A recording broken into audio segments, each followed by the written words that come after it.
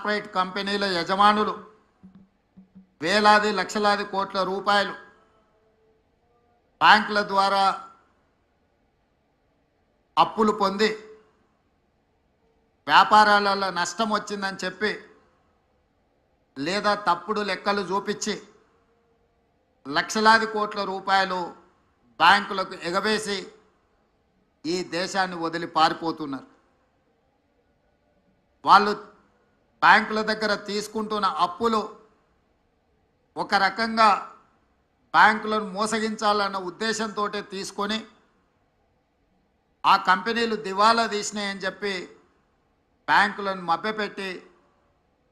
దాదాపుగా 14 లక్షల కోట్ల రూపాయలు 10 సంవత్సరాలలో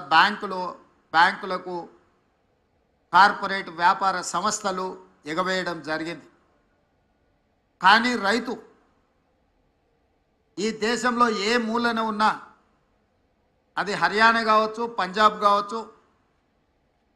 లేదా మహారాష్ట్ర కావచ్చు, తెలంగాణ కావచ్చు, తెలంగాణలో నిజామాబాద్ కావచ్చు, మహబూబాబాద్ కావచ్చు, లేకపోతే మహబూబ్ నగర్ కావచ్చు, రైతు 10 మందికి సహాయపడడానికి, 10 మందికి పట్టెడు అన్నం పెట్టడానికి, తన అప్పుల పాలైనా సరే తన వృత్తిని మానొద్దు, 10 మందికి ప్రయోజనం చేకూరాలి అని చెప్పి క్రాప్ లోన్ తీసుకొని వచ్చి పెట్టుబడిగా పెట్టి పంటలు పండిస్తే ఆ పంటలకు సరైన గిట్టుబాటు ధర రాకపోవడమో, పంట ఆశించిన మేరకు ఉత్పత్తి జరగకపోవడమో, వివిధ కారణాల చేత రైతు నష్టపోయి బ్యాంకులో పన్నులు తెచ్చుకున్న అప్పులు చెల్లించలేక, బ్యాంకుల్లో తెచ్చుకోలేని వాళ్ళు ప్రైవేటు వ్యక్తుల చేత అత్యధిక మిత్తితో తెచ్చుకొని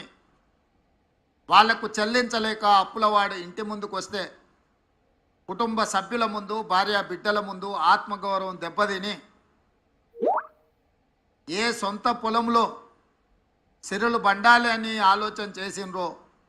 అదే సొంత పొలంలో పురుగుల మందు తాగి ఆత్మహత్యలు జరుగుతున్న విషాదకరమైన సంఘటనలు ఎన్నో మనం చూస్తున్నాం. అందుకే మే 6, 2022 నాడు వరంగల్ ఆర్ట్స్ కాలేజ్ మైదానంలో మా నాయకుడు రాహుల్ గాంధీ గారి సమక్షంలో వరంగల్ రైతు డిక్లరేషన్ పేరు మీద ఏ రైతు కుటుంబంలో విషాదం ఉండకూడదు, వ్యవసాయం చేసే ప్రతి రైతు ఆనందంలో ఉండాలి, ఆర్థిక సంక్షోభంలో కూరుకుపోకూడదు, వాళ్ళను ఆదుకోవాలన్న లక్ష్యంతో 2 లక్షల రూపాయల రైతు రుణమాఫీ చేస్తామని ఆనాడు ఓరుగల్లు గడ్డ మీద నుంచే లక్షలాది తెలంగాణ రైతాంగానికి మాట ఇవ్వడం జరిగింది. రైతు డిక్లరేషన్లో మేము మాట్లాడిన అంశాలను చాలామంది టీవీల ముందు, పేపర్ల ముందు అవహేళన చేస్తూ ఈ దేశంలో ఎవరూ చేయలేదు, తెలంగాణ రాష్ట్రంలో గత ప్రభుత్వం 2014లో 1 లక్ష రూపాయల రుణమాఫీ చేస్తా అని మొదటి విడత కాదు, 5 సంవత్సరాలు 60 నెలలు 4 విడతల్లో చేసి చివరికి అసలు కంటే మిత్తి ఎక్కువయి రైతుకు ఇచ్చిన 1 లక్ష రూపాయల రుణమాఫీ కూడా మిత్తిలకే సరిపోయి అసలు బకాయి అట్లనే ఉండే విధంగా ఆనాటి పరిస్థితులు. ఆనాడు ధనిక రాష్ట్రానికి నిధుల కొరత లేకపోయినా ఆ రోజు రైతులకు న్యాయం జరగలేదు. మళ్ళీ రెండవసారి కూడా అదే వాగ్దానంతో ముందుకొచ్చి రుణమాఫీ చేస్తాం 1 లక్ష రూపాయలు అని చెప్పి అంచనాలు 19,000 కోట్లకేసి చివరికి 12,000 కోట్ల రూపాయలే రెండవసారి కూడా 4 విడతలలో చెల్లించి 7,000 కోట్ల రూపాయలు మొండి బకాయిలుగా రైతుల నెత్తి మీద అట్లనే వదిలేసి గత ప్రభుత్వము బాధ్యత నుంచి తప్పించుకున్నది. ఏది ఏమైనా 2 విడతలుగా కలిసి 10 సంవత్సరాలు 120 నెలలు కలిపితే కూడా 25,000 కోట్ల రూపాయలు గత ప్రభుత్వం చెల్లించలేకపోయింది. మేము అంచనాలేసి బ్యాంకుల నుంచి వివరాలు తెప్పించుకొని కమర్షియల్ బ్యాంక్సే కాకుండా అగ్రికల్చరల్ బ్యాంక్స్ నుంచి కూడా రైతులకున్న అప్పుల వివరాలు తెచ్చుకున్నప్పుడు 31,000 కోట్ల రూపాయలు దాదాపుగా లెక్క తేలింది. మంత్రివర్గ సమావేశంలో 31,000 కోట్ల రూపాయల రుణమాఫీ చేసి తీర్థమన్నప్పుడు అప్పుల్లో కూరుకుపోయిన తెలంగాణ రాష్ట్రం, ఆర్థిక సంక్షోభాన్ని ఎదుర్కొంటున్న తెలంగాణ రాష్ట్రం ఏ విధంగా ఈ రైతులకు రుణమాఫీ చేస్తారని చెప్పి చాలామంది మాట్లాడడం జరిగింది. కొంతమంది శాపనార్థాలు పెట్టడం జరిగింది. వాళ్ళు చేసిన అప్పులు వాళ్ళకి తెలుసు కాబట్టి వాళ్ళు ఒక నమ్మకంగా ఉన్నారు, ఎట్టి పరిస్థితుల్లో వీళ్ళు చెల్లించరు, ఆగస్టు నెలలో ఏదైతే మాట ఇచ్చిండో మాట తప్పుతాడు అని. నేను మా ఆర్థిక మంత్రి గారు మా అధికారులతో కూలంకషంగా చర్చించి ఇటు వ్యవసాయ శాఖ అధికారులు అటు ఆర్థిక శాఖ అధికారులను అందరినీ కూర్చోబెట్టి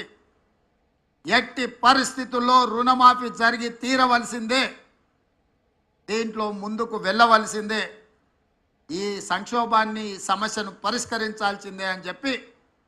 ఖచ్చితంగా కూర్చొని ప్రణాళికలు రచించి అన్ని రకాలుగా నిధుల సమీకరణ చేసి ఈనాడు రెండవ విడత 6,198 కోట్లు దాదాపుగా 6,40,000 మంది పైచిలకు రైతు కుటుంబాలకు ఈరోజు చెల్లిస్తున్నాము.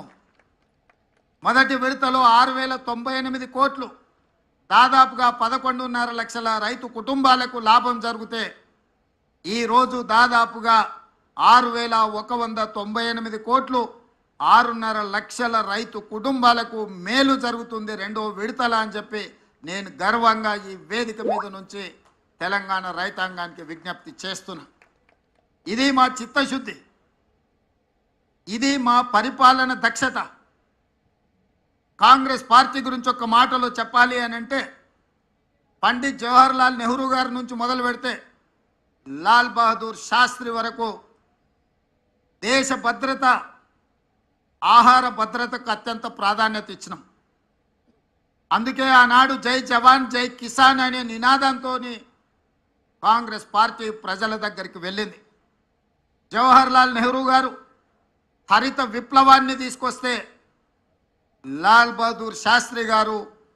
ఆహార భద్రతకు సంబంధించిన నిర్ణయాలు తీసుకున్నారు. ఆనాడు బాక్రానంగల్ డ్యామ్ నుంచి మొదలు పెడితే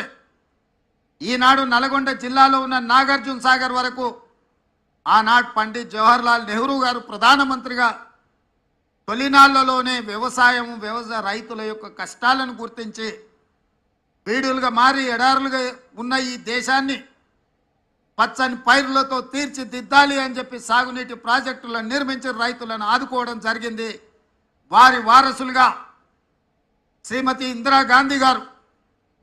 పేదలకు అప్పు పుట్టాలి అని అంటే పెద్ద పెద్ద వ్యక్తుల దగ్గర అప్పులు తెచ్చి బానిసలుగా మారుతుంటే బ్యాంకుల పేరు మీద ప్రైవేటు వ్యక్తుల చేతుల్లో ఆర్థిక వ్యవస్థ మొత్తం బందీ అయి ఉంటే బ్యాంకులను జాతీయీకరణ చేసి పేద రైతాంగానికి తక్కువ వడ్డీలతో రుణాలు ఇచ్చే విధంగా శ్రీమతి ఇందిరాగాంధీ గారు బ్యాంకుల జాతీయీకరణ చేసింది. ఆ తర్వాత అధికారంలోకి వచ్చిన కాంగ్రెస్ పార్టీ శ్రీమతి సోనియా గాంధీ గారు, శ్రీ మన్మోహన్ సింగ్ గారు ఆహార భద్రత చట్టాన్ని తీసుకొచ్చి ప్రతి పేదవాడి ఆకలి తీర్చాలి, రైతులకు ఉన్న అప్పులను తీర్చాలి అన్న ఆలోచనతోని 72,000 కోట్ల రూపాయలు ఏక మొత్తంలో ఈ దేశంలో రైతు రుణమాఫీ చేయడం ద్వారా రైతాంగం పట్ల కాంగ్రెస్ పార్టీకి ఉన్న చిత్తశుద్ధిని వారు నిరూపించుకున్నారు. ఈరోజు ఈ వేదిక మీద నుంచి నేను గర్వంగా చెప్తున్నా, ఈ దేశ ప్రజలకు ఆహార భద్రత చట్టాన్ని తెచ్చింది కాంగ్రెస్ పార్టీ, విత్తన సబ్సిడీ ఇచ్చింది కాంగ్రెస్ పార్టీ, ఎరువుల సబ్సిడీ ఇచ్చింది కాంగ్రెస్ పార్టీ, వ్యవసాయ పనిముట్లకు సబ్సిడీ ఇచ్చింది కాంగ్రెస్ పార్టీ, ఉచిత కరెంట్ ఇచ్చింది కాంగ్రెస్ పార్టీ, రైతు రుణమాఫీ చేసింది కాంగ్రెస్ పార్టీ, రైతు బీమా పంటల బీమా తీసుకొచ్చింది కాంగ్రెస్ పార్టీ, రైతులు పండించిన పంటకు కనీస మద్దతు ద్వారా చట్టబద్ధత చేసి ఇవాళ రైతులను దళారులు మోసగించి